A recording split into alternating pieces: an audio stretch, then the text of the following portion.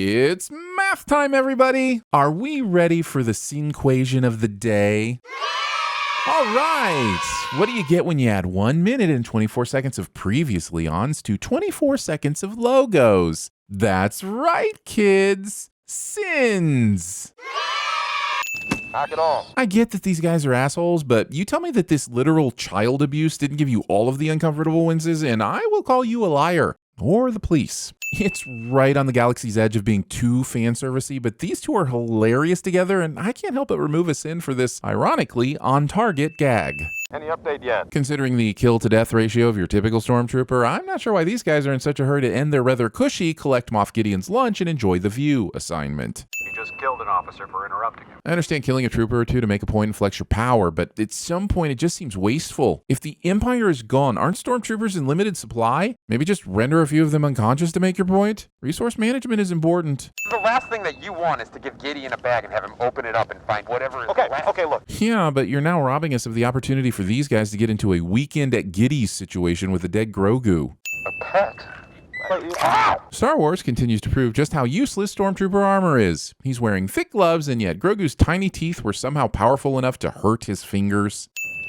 Stop punching your boss's new child/pet/lunch. I'd require that you remind him to me immediately. Are you refusing my request? No, I'm telling you to get out of here. Sounds an awful lot like you're refusing IG-11's request to me. What the hell are they waiting for? Should the characters in the Star Wars universe have a concept of hell? Sure, Anakin apparently knows what an angel looks like, but that's not explained either. Listen, vocabulary matters. Just because this is a common phrase on our planet doesn't mean it would be here too. So just give her something different to say. Or make them swear in Mandarin like Firefly did. They're setting up an E-web. Oh no, not an E-web. How the hell will they ever escape the E-web?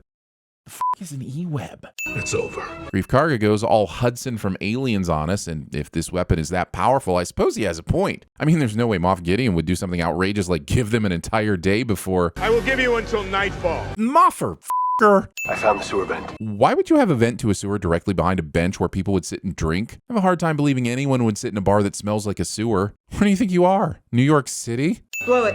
I'm out of charges. Says the script. Members of my escort have completed assembly of an E-web heavy repeating blaster. Okay, I couldn't help but research what this is, and it turns out it's a pretty badass piece of gear that was used in The Empire Strikes Back. Cool, nice callback. However, its full title is Emplacement Weapon Heavy Blaster, which means Moff is pulling a pin number by calling it an Emplacement Weapon Heavy Blaster Heavy Repeating Blaster. Stop shortening things and then saying the words you've already shortened. Or perhaps the decommissioned Mandalorian hunter, Din Djarin. Villain full names the heroes he's trapped and goes through their history as a way of asserting dominance cliché, or as we say in the biz, Hans Grubering. I will give you until nightfall, and then I will have the E-web cannon open fire. Seriously, why do villains always do this? All he's doing is giving them time to escape. If he really wants to force their hand, he should give them 2 minutes to surrender, not several hours. I understand the writers need to give our heroes a way to escape into season 2, but there are smarter ways to do that. They'll upload me to a mind flayer. As long as you put enough points into your intelligence stat, you should be fine, Kara. You only need a DC 15 intelligence saving throw to avoid its mind blast attack. And even if you fail and get stunned, you get to re-roll that saving throw at the end of each turn. Trust me, 5e mind flayers aren't nearly as bad as they used to be in 3.5e.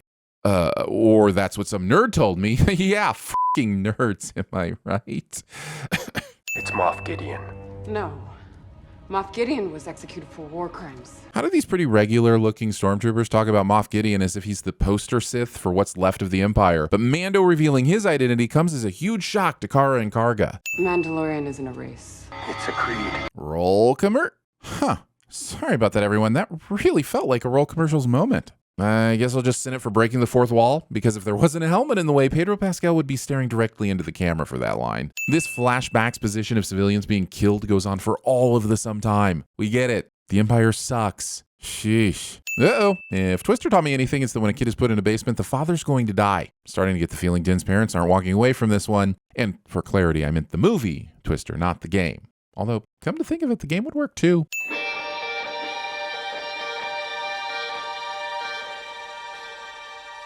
Electric guitar riff of justice. Also, looks like we've got a kid whose name rhymes with in hides underground while Imperial baddies kill their parents until they're rescued by future mentor cliché. Okay, maybe that's not a cliché, but the similarities to Rogue One seem unnecessary in a galaxy full of potential origin stories. Cool shot, but there are still plenty of droids around. Could they really afford to dramatically unfold their hand and wait for Din to climb out? Moff Gideon was an ISB officer during the Purge. That's how I know it's him. What kind of proof is that? How can he know Moff was the only ISB officer connected to Mandalore? Why is it only an ISB officer that could know his name? Look, I'm sure there's something I'm missing here, but I wish someone would tell me exactly what, because Karga and Kara take this as unquestioning proof that Moff Gideon is, well, Moff Gideon. He says he needs us, which means the child got away safely. I was worried when the Ugnaught didn't respond. Stop calling this person you've come to implicitly trust and respect by their species. You don't call Kara the human or Luke the ungodly CGI rendering of my nightmares. Okay, I know that's not until season 2, but it bears saying as much as possible. I am fulfilling my base function. Which is? To nurse and protect. Not that the shots of Grogu laughing while IG-11 blows shit up aren't awesome, but if your directive is to nurse and protect, wouldn't you take the child further away from danger? Running the kid into an active conflict zone would seem to violate that directive pretty fundamentally, especially when the Razor Crest was an option. Punching a guy in metal laser-proof armor. Only members of the Bad Batch could get away with that nonsense. Mando rips the E-Web off of its mount, presumably so that he can make it a mobile vessel of pewing fury. But since he ends up standing in the same spot and spinning around, why didn't he just leave it on the mount with its stability intact and save himself a copyright lawsuit from the Master Chief? I know stormtroopers aren't exactly the masters of tactical warfare, but this dickhead literally runs toward the line of fire created by the super powerful death cannon. Why are they still trying to get into the bar? Both Mando and Grogu are clearly outside on the street. And you might say, but TVSins taking the bar offers a tactical advantage. And we'd say, stuff it, you scruffy nerf herders. Stormtroopers aren't that smart. Like and subscribe. Yes, stormtroopers couldn't hit the broadside of a bantha, but shouldn't the priority here be taking out the extremely exposed Kara and Mando? We barely see a shot even come near them. I mean, what the hell is Moff Gideon doing right now? Washing his tights? Wait, what? Didn't they just blow the door off with a f***ing grenade? How is it all fixed and properly shutting now? What kind of a bar has a reloading door? I'm not gonna make it. Go. Trying to convince the audience that the show's titular character will die when season 2 has already been ordered and sinned. I'm gonna need to take this thing off. No. You leave me. Codes of honor are cool and all, but the Mandalorians are basically an endangered species right now. If taking the helmet off can let her save his life, then do it. Yeah, I hear you. This is the way, and I have spoken. But that's not going to matter all that much in about 5 minutes when a droid finds a loophole as small and ridiculous as a midichlorian. When you get to the Mandalorian covert, you show them that. Do you want to tell your friends where the top secret covert is before you kick the bucket? They'll probably need directions.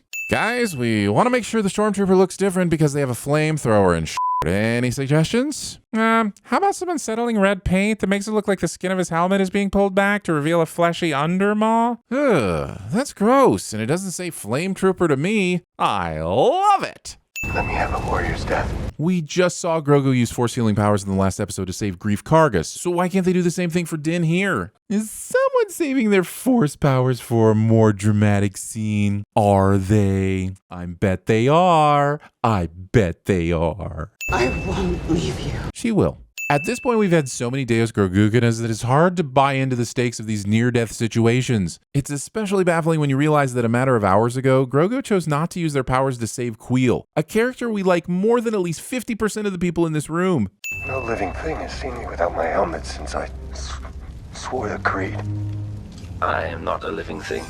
I'm truly conflicted about the helmet removal. I'm all for seeing Pedro Pascal, but doesn't this feel a little unearned? Yes, it's debatable as to whether IG-11 is truly alive, but that doesn't feel like an argument that's going to hold up in Mando court. And spoilers for season 2, it doesn't. It's almost like the show just felt bad for not showing us Pedro. Like, we know this could have been anybody in the suit with Pedro in a recording booth, but we want to show you that he put the armor on at least once. Never mind that it undermines one of the character's core f***ing beliefs. This is a Bacta spray.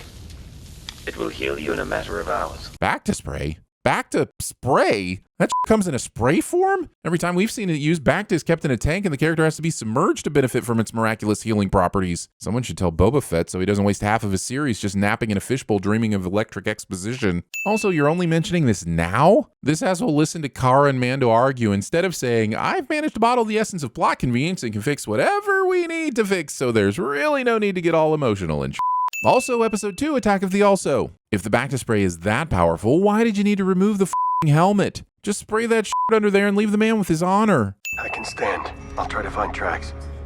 We're close. And looking at the ground was somehow a physical impossibility while leaning on Kara and looking at the ground. The songs of eons past tell of battles between Mandalore the Great and an order of sorcerers called Jedi that fought with such powers. There are around 30 years between Order 66 and the events of The Mandalorian. If that's not enough time for my best friend to forget about the time he tricked me into wearing my retainer post-urinal bath, it's not enough time for the galaxy to forget about the light sword police sorcerers who patrolled the galaxy. You expect me to search the galaxy for the home of this creature and deliver it to a race of enemy sorcerers? Mando would obey the creed of TVSins. By creed, until it is of age or reunited with its own kind, you are as its father. So just because you say the word creed a million times, you just expect Mando to make that kind of sacrifice with arms wide open? You are a clan of two. Sup, Mando? Cool badge. I have no idea you joined the what? The Mudhorn Appreciation Society. Yeah, I've got a cousin that rolls with those guys. Nice group, bit intense. No.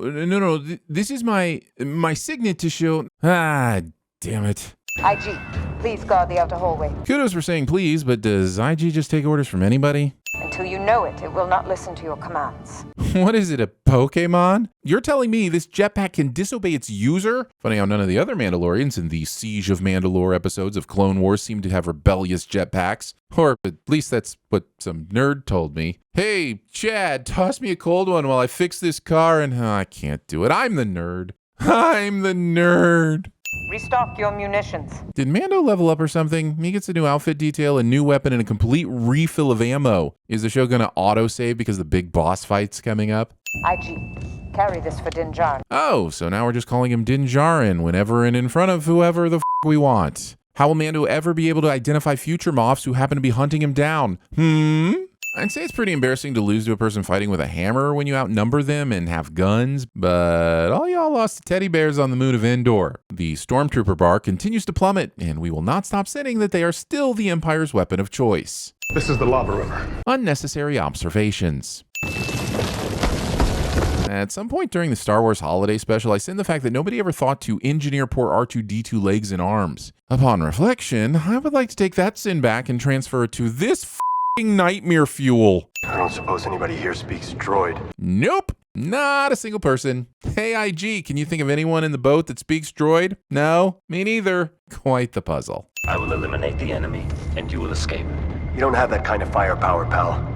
You wouldn't even get to daylight. He says to the droid that single-handedly took out a small town of stormtroopers while carrying a child in a damn baby Bjorn. Sadly, there's no scenario where the child is saved in which I survive. No scenario? No scenario? That is a mighty amount of confidence that doesn't account for sudden Groguing Jedi cameos or, well, the more obvious factor that stormtroopers can't shoot tin cans 10 feet in front of them. What are you doing? Look, we all love T2, but stealing is stealing. And stealing is like one of those actual sins. He missed.